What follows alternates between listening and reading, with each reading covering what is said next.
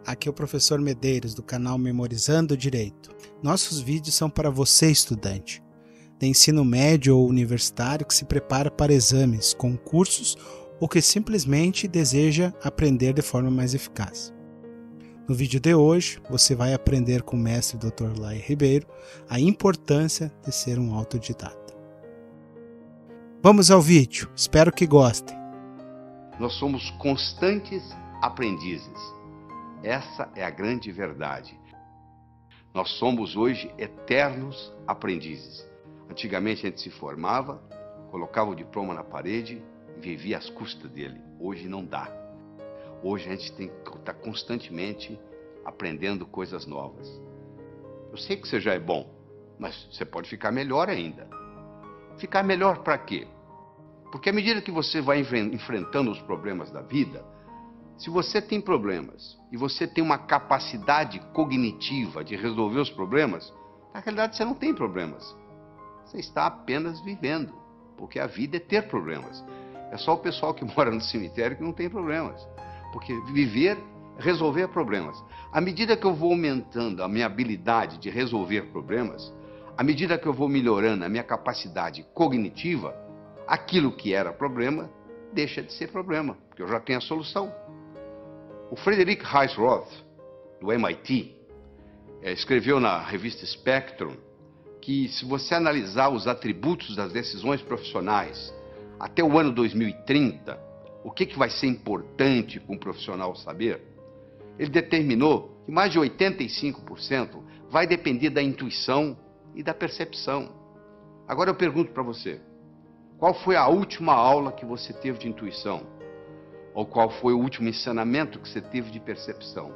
As duas características mais importantes sobre o que vai depender o nosso sucesso profissional, isso não é nem ensinado nas escolas. Quer dizer, se não é nem ensinado nas escolas, onde que as pessoas vão aprender? Se você perguntar para qualquer jovem, você gosta de estudar? Não sei. Você gosta de aprender? Ah, de aprender eu gosto. Todo mundo gosta de aprender, não é verdade? O cérebro foi feito para aprender. Então, nós estamos sempre num processo de aprendizado. Agora, tem uma coisa interessante. Tudo aquilo que eu aprendo com os dois lados do cérebro fica comigo para o resto da vida. Se eu aprendo a andar de bicicleta, mesmo que eu passe 20 anos sem andar, se eu subir numa bicicleta, eu ando. Por quê? Porque eu aprendi com os dois lados do cérebro. Infelizmente, aquilo que a gente aprende na escola, se você fizesse hoje uma prova, a última prova que você fez como estudante na sua vida, se você repetisse essa prova hoje, você não ia tirar nem metade da nota que você tirou naquela época, não é verdade? A maioria que você aprendeu, você esqueceu. Você esqueceu por quê? Porque você aprendeu só um lado do cérebro. Eu digo para o aluno o seguinte, se você entender claramente o que o professor está ensinando na aula, você não precisa estudar em casa. Você já tem o material pronto. Como que eu vou, o que eu tenho que fazer? Eu vou anotar palavras? Eu vou anotar números? Não. Você não vai anotar nem palavras, nem números. Você vai anotar ideias. Então você tem que colocar um disco quebrado na sua cabeça quando você está assistindo a aula. E esse disco quebrado só diz uma coisa. O que ele ou ela quer que eu aprenda desse assunto? O que ele ou ela, professor, professora, quer que eu aprenda desse assunto. Esse disco quebrado vai ficar rodando durante todo o período da aula que você está assistindo. E você vai anotar não mais palavras ou números. Você vai passar a adotar ideias. Esse aqui é o grande segredo. Quando nós somos crianças, nós não temos nenhum medo de errar. Eu estou cansado de ver casais que vão com os filhos passar 1, 2, 3 anos fora, vão para os Estados Unidos, por exemplo. As crianças voltam falando inglês e o pai e a mãe não voltam falando inglês tão bem quanto as crianças. Porque o pai e a mãe ficam naquele negócio. Bom, quando eu estiver falando bem, aí eu vou falar. Só que para falar bem tem que praticar. Como a criança não tem essa dificuldade, ela não tem esse problema, o que acontece? Ela fala. Porque o erro é parte integrante do processo de aprendizado. O erro, quando bem interpretado, é altamente pedagógico. Quando tudo dá certo, você não aprende nada. Agora, quando dá errado, você pode aprender com erro. Então, a primeira sugestão que eu tenho para você é erre, porque é errando que você aprende. Se você fica com muito medo de errar, o que acontece? Você não aprende nada. Existem pessoas que se fecham totalmente. Elas acham que já passou o tempo de escola, que agora não precisa aprender mais nada, que o que ela aprendeu é o suficiente para o resto da vida, o que não é verdade. Como o conhecimento dobra a cada 12 meses, aquilo que você aprendeu provavelmente vai servir muito pouco, porque muita coisa vai modificar. O mundo hoje não é mais de quem sabe. O mundo hoje é de quem aprende. Porque quem sabe pode saber coisas que são obsoletas, que não servem mais. Muitas vezes o que atrapalha a gente não é o que a gente não sabe, é o que a gente sabe e que não funciona mais. No cérebro está armazenada a nossa inteligência, que nos diferencia dos outros animais. O que é inteligência? Eu estou perguntando para você agora. O que você acha que é inteligência? Qual seria a sua definição de inteligência?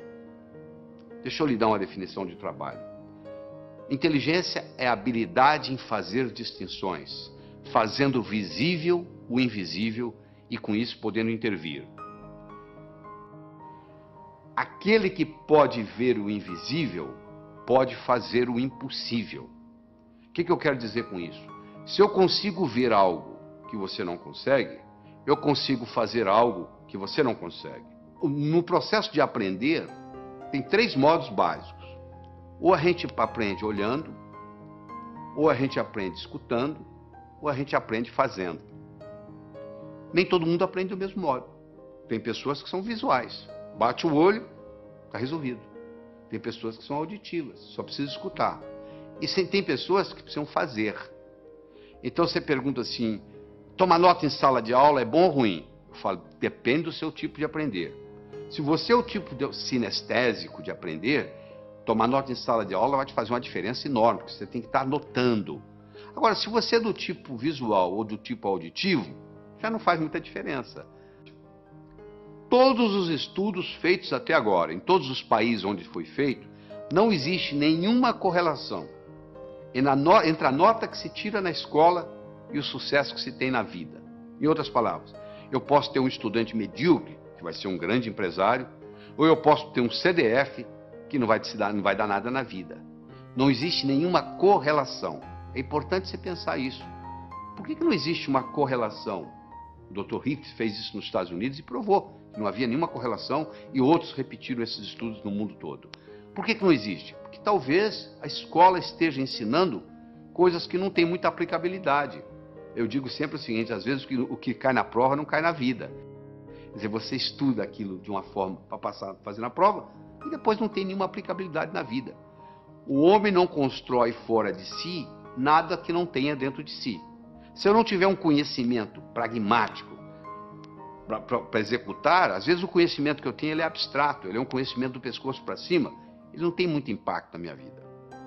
Eu adoro uma analogia que eu faço, que é do indivíduo atravessando um cabo de aço de um prédio para o outro. O que precisa? 3 coisas. Eu preciso querer, se eu não quiser eu não ando. Eu preciso saber, se eu não souber eu vou cair. E eu preciso de cabo de aço. Eu posso querer, eu posso saber, mas se não houver cabo de aço não tem jeito. Então o nosso desempenho, ele vai depender da nossa motivação, ele vai depender da nossa competência, ele vai depender da nossa oportunidade. A motivação é o querer, a competência é o saber e a oportunidade, no caso aqui, é o cabo de aço. Então você, para ser um bom estudante, você tem que estar motivado. Só motivado não adianta. Tem muita gente motivada, mas desmotiva logo, porque não tem a estratégia, não tem a competência de desenvolver o processo. Então não tem um modelo. Então deixa eu falar para você de modelo. Imagine que eu desse para você de presente agora uma pérola. Você não ia ficar segurando essa pérola na mão, você ia colocá-la no bolso, não é verdade? Daqui uma semana eu me encontro com você pela segunda vez, e lhe dou uma segunda pérola. De novo você coloca ela no bolso. Daqui 15 dias eu vou lhe dar uma terceira pérola, você vai colocá-la no bolso. Daqui 6 meses eu vou me encontrar com você e vou perguntar assim, onde é que estão as pérolas que eu lhe dei? Você vai responder mais ou menos assim, a primeira eu coloquei no criado mudo, a arrumadeira lá em casa não viu, jogou no lixo. A segunda eu esqueci no bolso da calça, a calça foi para a lavanderia, voltou sem pérola. E a terceira eu escondi de mim mesmo, guardei tão bem guardado que eu não sei onde eu coloquei. Não é verdade? Se eu desse para você, antes de lhe dar a pérola, eu desse para você um fio de nylon e orientasse você para colocar as pérolas no fio de nylon, você ia fazer um colar. Se você colocasse esse colar no pescoço, e daqui 6 meses eu me encontrasse com você e perguntasse onde estão as pérolas que eu lhe dei, você ia dizer, estão aqui, eu fiz delas um colar. Meus amigos, você que está aí assistindo, olha só, as pérolas são ideias. O cemitério está cheio de gente que teve boas ideias. Ou não fez nada com elas, ou estragou a vida. Eu já vi muita gente estragar a vida por causa de uma boa ideia. Se eu tiver uma boa ideia, mas não tiver um modelo por trás, é um desastre. Então, a melhor definição que eu conheço de educação é a seguinte: educação é aquilo que fica depois que você esqueceu tudo que você aprendeu. O que fica? Ficam modelos. Inteligência é coisa que se aprende, é coisa que se adquire. Só 15% da nossa inteligência é herdada. 85% é adquirida. Em qualquer fase, em qualquer idade, em qualquer profissão, nós podemos melhorar a nossa inteligência. Essa é que é a boa notícia. Imagina você está fazendo uma prova de 80 perguntas. Você tem 4 horas para terminar a prova. Você encara o primeiro problema. Você fica 7, 8 minutos no problema e não consegue resolver. Sabe como é que a sua autoestima faz? Vai lá no pé. Pronto, a sua autoconfiança acabou. O resto da prova você já não tem o mesmo desempenho mental. Olha que interessante. Para fazer prova existe estratégia. Você quer estratégia? Você lembra quando você era criança, você jogava vareta? Soltava as varetas na mesa? Qual que você pegava primeiro? A mais fácil. E depois? A mais fácil. E depois? A mais fácil. Você não ia buscando a mais fácil? Então, na prova é a mesma coisa. Você tem que pegar a prova e dividir ela em questões A, B e C. A são aquelas perguntas que você sabe responder. B são aquelas que você sabe responder, mas que vai dar um pouco de trabalho. E C são aquelas que você não sabe se vai responder. Você responde às A's, marca as B's e pula as C's. Se você, aí quando você terminar as A's, você já fez bastante ponto, a sua autoestima já está elevada, você vai e resolve as B's. Se sobrar tempo, você vai encarar as C's. E se não der, você então entra com a estratégia de chutar. Você entendeu? Mas quando, é uma estratégia simples, é a estratégia de jogar vareta. Mas uma pessoa que não tem essa estratégia simples na cabeça, ela encara uma prova, um concurso, ela pensa que tem que responder na ordem, 1, 2, 3, 4, 5, 6. Por azar, ela pega uma pergunta que é difícil para ela, que ela não sabe a resposta, e ela perde ali 6, 7, 8 minutos e sai dali desanimada, já a autoestima já lá embaixo. Olha o impacto que tem. Uma explicação simples dessa, olha a contribuição que faz para você, olha a diferença que isso faz.